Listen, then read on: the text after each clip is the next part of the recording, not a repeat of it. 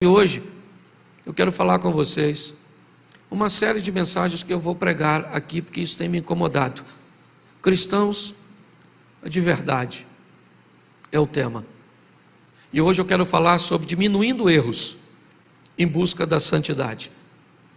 Vai ser uma mensagem rápida, mas se você puder anotar os versículos, compará-los depois, isso vai te ajudar bastante. Eu procuro ser bem claro, e objetivo na minha comunicação, mas eu quero abrir com a primeira carta do apóstolo Pedro, 1 Pedro, capítulo 1, verso 15. 1 Pedro 1,15, eu vou precisar isso, se você tiver sem Bíblia, é só olhar aí para o telão. Mas como é santo aquele que vos chamou, sede vós também santos em toda a vossa maneira de viver. Vamos lá? Mas como é santo aquele que vos chamou, sede vós também santos em toda a vossa maneira de viver. Feche seus olhos. Pai, em nome de Jesus, que teu Espírito Santo tenha a liberdade de agir em nosso meio, fala ao nosso coração, quebra, rompe tudo aquilo que não provém de ti, toda a resistência, joga por terra toda a distração, e que em nome de Jesus nossa mente seja capturada por tua palavra e pelo teu Espírito, para que possamos sair daqui refletindo sobre tudo o que ouvimos e podemos resolver se vamos colocar em prática ou não em nossa vida cotidiana. Te damos graças por tudo, pela oportunidade que o Senhor nos tem dado, em o nome de Jesus. Amém. Glória a Deus. Amém. Preste atenção no que o texto diz. Ele diz: aquele que nos chamou é santo. Então o texto diz que nós temos que ser santo. Porém, quando a palavra santidade ou santo, ela vai permear a nossa mente atual, ela parece uma proposta utópica, surreal, inalcançável, algo que nós não vamos conseguir alcançar. E já que eu não vou conseguir ser santo, que eu me conforme em ser um pecador. Quando a palavra santo chega na nossa mente, ela chega nos oferecendo uma mensagem de impossibilidade. E isso é verdadeiro. O texto diz: mas como é santo aquele que vos chamou, sede vós também santo em toda a vossa maneira de viver. O que o texto está me dizendo é o seguinte: é que já que eu vou me encontrar com Deus depois que eu partir dessa vida, já que eu aceitei a proposta de vida eterna com Deus em Cristo, que eu saiba que Ele é santo e que para estar com Ele eu também preciso ser. Quando recebo essa informação, realmente uma série de impossibilidades e argumentos pode permear nossa mente. Mas cuidado com versículos isolados. Texto sem contexto é pretexto para heresia. Todas as vezes que alguém isola um texto, achando que ele por si só é capaz de oferecer uma verdade bíblica, a possibilidade dessas pessoas cometerem erros é gravíssima. No mínimo, você vai precisar de 3 ou mais textos que ofereçam a você a confirmação da tese cuja qual você planeja defender. Então, quando eu olho para um texto que diz que como é santo aquele que me chamou, eu também tenho que ser santo, eu preciso entender um pouco mais sobre isso. Então vamos dar uma olhada em Hebreus capítulo 12, verso 14, e vamos entender se isso é possível. Que proposta louca é essa que a minha mente acabou de ouvir? Uma proposta que eu posso ser santo, falho do jeito que sou, mas preste atenção no que a carta aos Hebreus fala sobre ser santo. Segui a paz com todos e a santificação, sem a qual ninguém verá o... Preste atenção. Nós vamos encontrar com Deus e vamos receber um novo corpo, um novo nome. Nossa estrutura vai mudar e nós vamos entrar num ambiente de santidade plena. Amém? Mas enquanto isso não acontecer, eu preciso aceitar a proposta da carta aos Hebreus. Entrar num processo de santificar, onde eu vou diminuindo meus erros. É isso. Quando a Bíblia diz, sede santo porque Deus é santo, o que ela está querendo dizer é o seguinte: entenda que há um processo, santificação, transformação. A proposta é, você aceita o processo, entra nele, e cada dia que passa, você vai diminuindo suas margens de erros. E você vai se tornando santo. Não numa santidade plena, mas o próprio apóstolo Paulo diz, reduziu seus erros basicamente à margem de um. Paulo disse que orava a Deus porque ele tinha um problema. E o que ele ouviu de Deus? A minha graça te basta. É muito importante nós entendermos porque se eu recebo a proposta de ser santo e descubro que eu não consigo ser, eu então me acomodo a ter uma vida onde Deus é obrigado a me aceitar do jeito que eu sou, sem que eu faça nenhum esforço para melhorar. Não é assim que funciona. Se esse é o evangelho que você tem ouvido, você está enganado. O processo é santificação, ou seja, é um processo onde eu vou crescendo, onde eu vou ganhando terreno, onde algumas vezes eu retrocedo, onde algumas vezes eu vou chorar porque fiz algo que fazia muito tempo que eu não fazia, mas acabei tendo uma queda. Esse é o processo. Por que todos têm que estar no processo?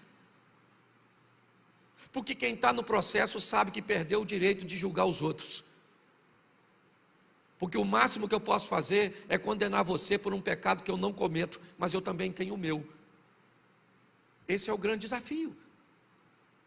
Mas entrar num relacionamento com Deus, achando que eu nunca vou conseguir melhorar, então você desiste de andar com Deus. Que Ele não pede para você ou a você perfeição, mas Ele pede a você e a mim aperfeiçoamento. Melhore a cada dia, seja uma versão melhor de você mesmo todos os dias. Mas qual é o desafio? É que quando olhamos para nós, somos reincidentes. Muitos de nós vivemos quase um looping diário, cometendo os mesmos erros de ontem e dizendo hoje que não vamos mais fazê-los, mas amanhã cometemos novamente os erros que dissemos que não íamos fazer e dissemos que não vamos fazer e repetimos. Depois de um certo tempo, isso se torna um ciclo vicioso e é fácil de explicar isso se você ler João 8,34. Nenhum texto explica melhor isso do que João 8. Põe para mim. Respondeu-lhe Jesus: em verdade vos digo que todo aquele que comete pecado é servo do... Em algumas traduções está escrito escravo. Mesma coisa. O que o texto está dizendo é o seguinte: aquele que comete pecado é escravo do pecado. Quem é escravo do pecado tem o pecado como senhor. Se o pecado é senhor, a tradução de senhor também traz a conotação de dono. Se o pecado é meu dono, eu sou obrigado a obedecê-lo. Por isso que eu tenho tanta dificuldade de parar de pecar. Por quê? Porque o pecado é meu dono. E se o pecado é meu dono, eu respondo para ele. Quando eu tenho um senhor, quando eu tenho um dono, eu não faço o que eu quero, eu faço o que ele quer que eu faça. Quando você tem um pecado e não consegue se libertar dele, é simples. É porque ele é seu Senhor. Então não tem essa. Ele é seu Senhor, você não fala: ah, pastor, eu não queria gostar disso. Ah, pastor, eu não queria fazer isso. Ah, pastor, eu não queria ter feito aquilo. Eu não queria. E por que você fez? Porque ele é seu dono. O pecado domina você. Enquanto ele dominar você, esse é seu discurso. Entendeu? Essa é a sua exposição. Jesus está dizendo: aquele que comete pecado é servo, é escravo do pecado. Então, pastor, como é que eu vou vencer isso? É fácil. Se você é escravo do pecado, muda de senhor. Se hoje você comete pecado, por quê? Porque o pecado é seu senhor, o que você faz? Muda de senhor. Mas pastor, como é que eu vou mudar de senhor se eu sou escravo? O escravo não responde por si mesmo. Para que o escravo troque de senhor, alguém tem que estar interessado em adquiri-lo, em comprá-lo. Porque se eu troco de senhor, aquele senhor anterior passa a não ter mais poder sobre a minha vida. E aí 2 versículos depois desse, o próprio Jesus continua falando. Põe o 36. Se, pois, o Filho vos libertar, verdadeiramente sereis livres. Preste atenção. Você era escravo do pecado. Ah, eu não queria, mas eu faço. É mais forte do que eu. Esse desejo que eu não domino é uma força poderosa. Eu me envergonho, mas faço. Ah, mas que vida, que vida. O que é isso? Isso é o efeito do meu Senhor. O pecado é o meu Senhor. E como é que eu mudo de vida? Sendo comprado por alguém que não tem o pecado como prática. Mas será que esse alguém tem interesse de me comprar? Essa é a pergunta. Pois é, o Filho de Deus subiu no madeiro, derramou seu sangue, e aí ele, olha, porque preste atenção, se você parar para pensar na proposta, ela é muito complexa. Porque se você era escravo do pecado, e o outro senhor te comprou, agora você é escravo desse senhor. Você só trocou de senhor. Mas esse Senhor que te comprou, te tirou das suas trevas, ou das trevas para a sua maravilhosa luz, ele diz o seguinte: se o Filho vos comprou e te libertou, verdadeiramente você é. Por quê? Porque enquanto o outro te obrigava a pecar, esse diz que você tem o pecado como opção. Você é livre. Por que é que tem gente que recebeu Jesus e ainda vive uma vida de pecado? Porque Jesus disse que você é livre. E você pode. Por isso que tem gente que diz assim: pastor, eu não preciso de igreja para caminhar com Deus. E eu acredito. Agora, se você quer me convencer que esse tipo de pessoa, que não quer compromisso com nada, vai entrar no céu, aí é outra resenha, para a gente bater um papo particular. O que o texto está dizendo é que Cristo me libertou, e eu sou verdadeiramente livre para decidir se eu quero viver com Ele ou não. Parece uma proposta esquisita, né? Quem aqui quer ir para o inferno, levanta a mão. Quem aqui acha que vai? Quem aqui comete pecado, levanta a mão. Baixa a mão. Quem aqui não comete nadinha, levanta a mão. Quem aqui comete de novo, dá uma olhada aí ao seu redor.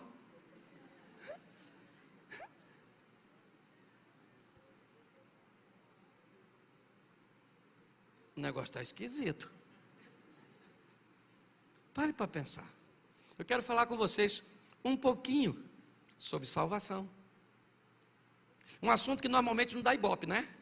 Hoje, domingão, ceia, pastorzão tinha que pregar uma mensagem evangelística. rasga o céu. Eu estou preocupado que uma turma que o céu ainda não rasgou e está dentro. Estou preocupado com o pessoal que eu olho e vejo um sintoma de inferno. Estou falando sério, na igreja a gente olha umas pessoas e fala, não vai, Senhor. Eu nem sei se eu vou julgando o outro. Mas eu sou pastor, eu acho que eu tenho o direito de vez em quando dar umas olhadas na ovelha. Umas ovelhas esquisitas. Ah, pastor, tem muita ovelha que é cabrito. Gente, se tem uma coisa que é extraordinária, é cabrito no meio de ovelha. Por quê? Porque cabrito é audacioso, é dinâmico. Rompe os perigos, ovelha é mais conservadora. Então, às vezes, uns cabritinhos no meio do rebanho, é bom. Para fazer com que as ovelhas fiquem mais ousadas. Nós não estamos aqui brincando, meu irmão. Jesus está voltando. Entendeu? Ele vem para buscar a sua igreja. Que igreja é essa? Aquela que esteja disposta a entrar num processo de santificação. Que descubra que é difícil, mas que é possível. Que o pecado não é mais Senhor. E que o Senhor agora é Jesus. Amém? E o pecado na nossa vida se tornou um acidente e não uma prática. Você entendeu? Acidente, prática. O que é acidente? Aquilo que acontece uma vez ou outra. Oh, meu Deus, estava distraído, falei um palavrão. Oh, Senhor, louvado seja o Senhor. Oh, meu Deus do céu. Oh, Pai, estou tão envergonhado. Mas tem gente que é um palavrão. E eu estou só falando palavrão para não. Então, escute só. Quando o assunto é salvação, eu acho que nós estamos. A gente precisa dar uma olhada nisso para não se perder. Efésios 2:8. Dá uma olhada, eu acho que vale a pena nós. Efésios 2:8. Porque pela graça sois, por meio da, e isso não vem, é dom de, nós somos salvos pela graça. A palavra graça, eu já falei isso aqui, tem diversos significados, a língua portuguesa tem disso. Uma palavra com um montão de significado, palavra que não tem significado nenhum e que explica tudo, isso é a língua portuguesa, uma das mais difíceis do mundo. Me ajude aí com a palavra graça. Nós somos salvos mas a salvação não é mas eu queria saber qual a sua. O culto amanhã na casa da nossa irmã. Queria perguntar o que você está achando. Queria dizer que hoje você está uma palavra só, foneticamente dita do mesmo jeito, nem diferença tem. A palavra coisa, o que é coisa? Coisa não é nada que explica tudo. Se eu estivesse aqui falando e dissesse, estou sentindo uma coisa estranha, você sabe que tem algo de errado, mas não sabe o que é coisa. Certo? Depois, se eu falasse, eu tenho bem uma coisa para te falar. Já virou até verbo, tem gente que diz, eles estão coisando. Eu coiso, tu coisa, nem sei como é que é esse troço. Mas só para você entender isso aqui, graça, favor e eu não mereço, mas eu recebo, por meio por meio da fé. Porque pela graça sois, por meio e isso não vem, é dom de, o que a Bíblia está dizendo? Você vai receber a salvação sem mas no mínimo tu tem que ter, mas isso não vem de você. E Deus é bom demais. Ele falou, eu vou dar a salvação sem você merecer, você só precisa ter fé. Mas eu não consigo ter fé, mas não tem problema porque eu te ajudo. Olha que Deus bondoso. E como é que tem gente que vai para o inferno? Porque dificulta. O texto está dizendo, e quando eu olho para Tiago 2,14, aí eu consigo entender a profundidade da proposta de Efésios 2,14. Meus irmãos, que aproveita se alguém disser que tem fé e não tiver, porventura, a fé pode, preste atenção, nós acabamos de ler um texto que diz que nós somos salvos mediante e agora o texto diz, A fé. O que aproveita alguém que tem e não? Aí ele pergunta: porventura, a fé pode? Sim ou não? Sim ou não? Sim. Pelo menos no outro texto, mas nesse não. Porque esse diz que tem dois tipos de fé. E aí é que é o problema.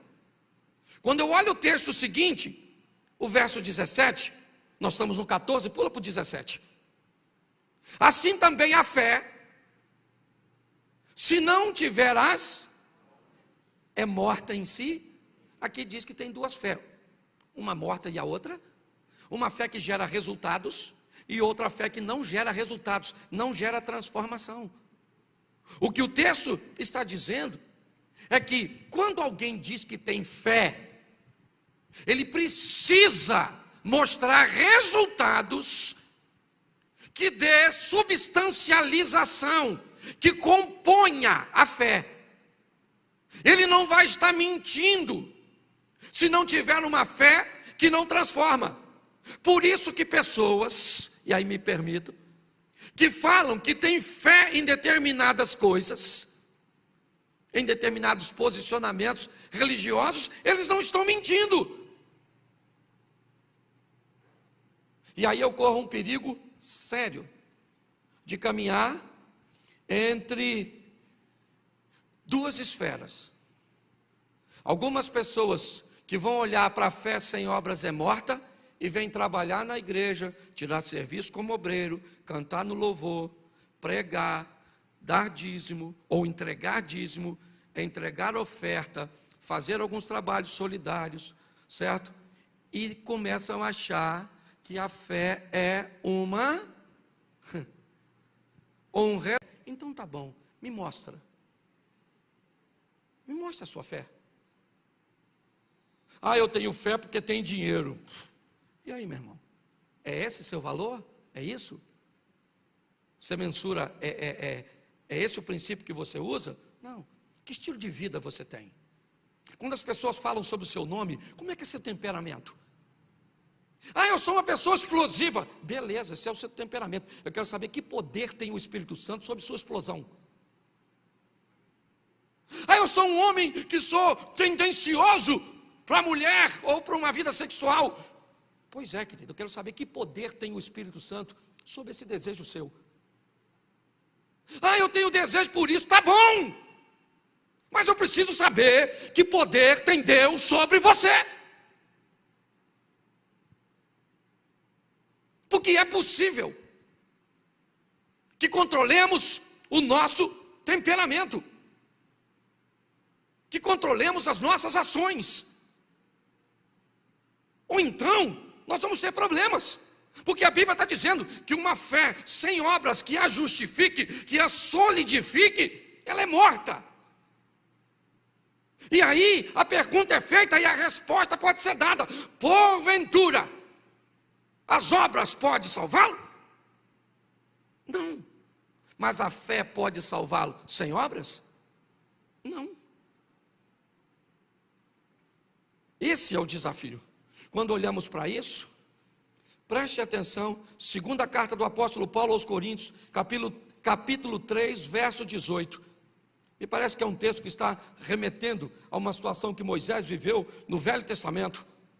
Mas todos nós, com cara, em alguma tradução, está lá, está com cara. Nas traduções, está rosto. Com o rosto refletindo como espelho a glória do Senhor, somos transformados de glória em glória, na mesma imagem, como pelo Espírito Santo. Eu gosto disso, deixa eu traduzir isso aqui para vocês. Mas como nós, sem máscaras, como nós, de cara limpa, entregue numa totalidade a Deus, nós vamos refletindo Deus como no espelho. É como se eu estivesse aqui, Deus estivesse aqui e você aqui. E eu olho, ele reflete em mim e você olha para mim e vê ele. Quando eu vivo com Deus de uma forma descoberta, à medida que eu vou me tornando um espelho, eu vou me espelhando nele, eu olho para ele, meu comportamento muda, você olha para mim e começa a ver ele em mim. E à medida que isso vai acontecendo, nós somos transformados, preste atenção, como um espelho, a glória do Senhor. E aí nós somos transformados de glória em glória, na mesma imagem. Quanto mais próximo eu fico aqui olhando, mais eu me pareço aqui e mais você vê ele em mim, de glória em glória, na mesma imagem. Está aí, que imagem? Eu aqui, no final dessa história, eu vou tomar aquela imagem que foi entrando em mim e agora eu me pareço com ele na mesma imagem, e eu vou vivendo isso pelo Espírito Santo. Mas para me terminar, eu tenho 6 minutos, esse culto é bem rapidinho. Eu quero te explicar por que nós erramos. Se eu preciso ser santo, se esse processo de santificação é algo que é possível, como é que eu vou fazer isso? Por que é que eu erro? A Bíblia responde.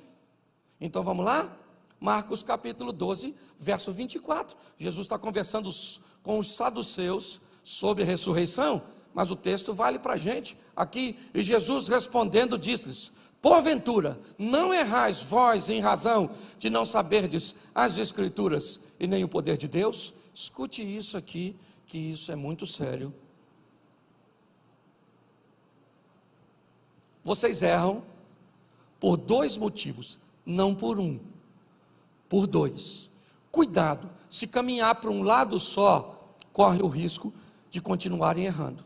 Segundo a Bíblia, você erra porque não conhece Escrituras e nem o poder de Deus. Tem gente que conhece muito as Escrituras e nada do poder de Deus. Tem gente que conhece muito o poder de Deus e nada das Escrituras. Quem conhece muito as Escrituras e não conhece o poder, vive uma vida sem provar os milagres e o poder de Deus. Quem conhece o poder e não conhece as Escrituras, não sabe entregar uma profecia, não sabe entregar uma revelação, não sabe nada, parece aquela metralhadora atirando, mata todo mundo. Então a Bíblia está dizendo, eu erro por 2 motivos. Então se eu erro por não conhecer as Escrituras e o poder de Deus, o que eu faço para corrigir isso? 2 dicas, rapidinho, para vocês. Josué 1:8. Josué 1:8. Se eu quero parar de errar, não aparte da tua boca o livro desta, antes medita nela de dia aí, para que tenha o cuidado de fazer conforme tudo que nele está, porque então farás prosperar o teu, e então prudentemente, preste atenção nas 3 fases. Primeiro, eu leio, eu introduzo, a parte da boca, certo? É o processo, que eu tenho que entender de como eu vou colocar aquilo dentro de mim. Então, o que o texto está dizendo, eu preciso colocar a palavra da lei em mim. Depois, a segunda fase, eu vou meditar nessa palavra. Terceiro, eu vou colocar essa palavra em prática. Aí, então, eu vou fazer prosperar meu caminho e eu vou me conduzir prudentemente. Vou mudar minha vida lendo a Bíblia? Vou. Só preciso lembrar que essa é a primeira fase do processo. Pastor, eu leio e medito. Cumpriu a segunda fase. Eu leio e coloco em prática sem meditar. Eu posso fazer uma colocação equivocada, certo? Porque eu não parei para avaliar. Eu tenho que entender que é um processo que está sendo feito para diminuir a minha margem de erro. E um deles eu preciso colocar essa palavra dentro de mim, preciso pensar o que ela está dizendo, no sentido global e no sentido particular. E depois eu vou começar a pegar essa palavra que eu coloquei dentro de mim, que eu meditei, e eu coloco ela como cumprimento da minha vida. Aí então, eu vou prosperar meu caminho. Preste atenção, caminho. Olhe bem, eu queria que você olhasse para frente, imaginasse um caminho e olhasse para esse texto. O que eu vou fazer? Eu vou prosperar para onde eu estou indo. Onde eu estou indo, as portas vão se abrir, o milagre vai acontecer, a cura vai chegar. Você está entendendo? É o meu caminho. Por isso, eu preciso entender isso. Aqui, segundo, Salmo 1, verso 1. Salmo 1. Bem-aventurado o varão que não anda segundo o conselho dos, não se detém no caminho dos, nem se assenta na roda dos. Isso aí, presta atenção. Enquanto lá no anterior eu coloco a palavra dentro de mim, no segundo conselho, se eu quero, certo? Aprender a lidar com essa situação, eu tenho que solucionar, ou melhor, selecionar o ambiente onde eu vou estar frequentando. Bem-aventurado aquele que não anda segundo o conselho dos, não se detém no caminho dos, e não se assenta na roda dos, isso. Antes tem seu prazer na lei e na sua lei medita de dia, e ele será como uma árvore plantada junto ao ribeiro das águas, cujas folhas não caem, e tudo aquilo que fizer, isso aí. O que a Bíblia está dizendo? Agora, já que conhecimento de Escritura e ambiente que frequento determina o meu conhecimento das Escrituras, vamos ver, e a gente encerra aqui, como é que é essa história de poder de Deus. Provérbios 4:23.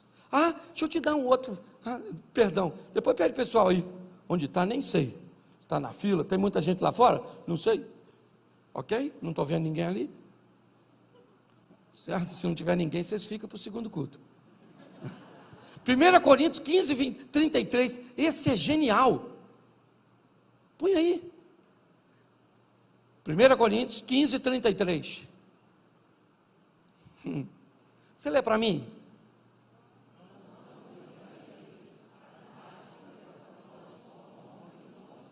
Preste atenção.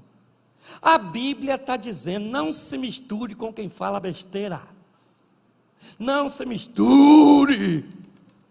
Porque as más conversações corrompem. Mas tem gente que diz que isso é mentira, porque quer praticar. Quando você pratica algo que a Bíblia diz que se você vai praticar, você receberá os danos, o que você está dizendo, e eu, é que a Bíblia está mentindo, e eu sei mais. Por isso o texto começa, não vos engane. Não, cuidado com os sofismas, sabe? Aquelas coisas que parecem verdades, mas são mentiras, colocações equivocadas de meias verdades. São desafios, sabe? É como se eu dissesse assim, o amor é cego, então Deus é amor, então Deus é cego. Isso é um sofisma. Quando nós olhamos para isso, o que nós precisamos entender precisamos nos posicionar da forma correta.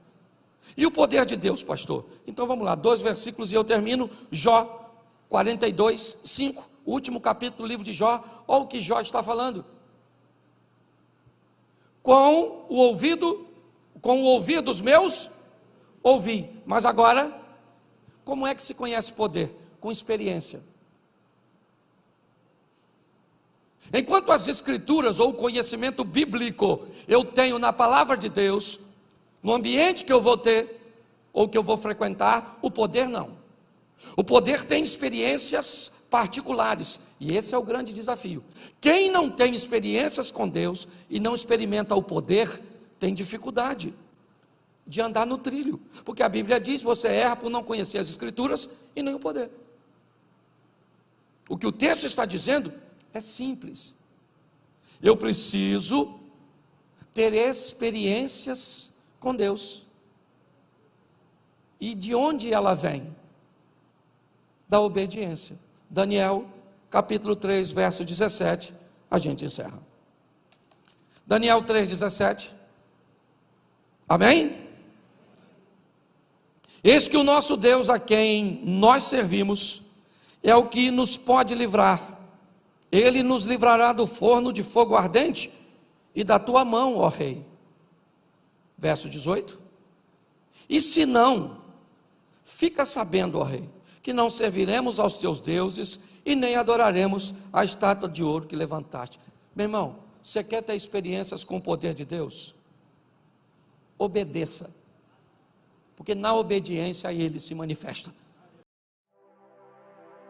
Porque todo aquele que invocar o nome do Senhor será salvo. Como, pois, invocarão aquele em quem não creem? E como crerão naqueles de que não ouviram? E como ouvirão, se não há quem pregue? E como pregarão, se não forem enviados? Como está escrito: quão formosos os pés dos que anunciam o evangelho de paz, dos que trazem alegres novas de boas coisas. Mas nem todos têm obedecido ao evangelho, pois Isaías diz: Senhor, quem creu na nossa pregação? De sorte que a fé é pelo ouvir, e ouvir pela palavra de Deus. Romanos capítulo 10, versículo 13 ao 17.